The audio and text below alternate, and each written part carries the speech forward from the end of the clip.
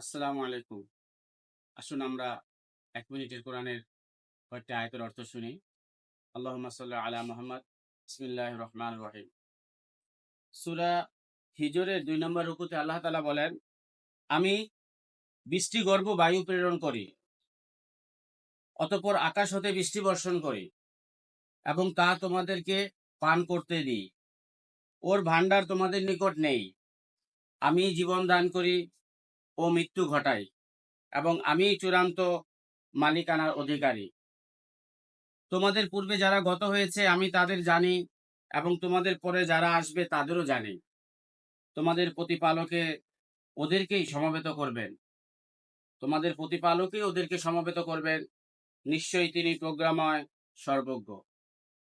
আসুন আমরা প্রতিদিন কালামুল্লাহ থেকে একটি আয়াত হলেও প্রতিদিন তেলাওয়াত করি। আসসালামু আলাইকুম।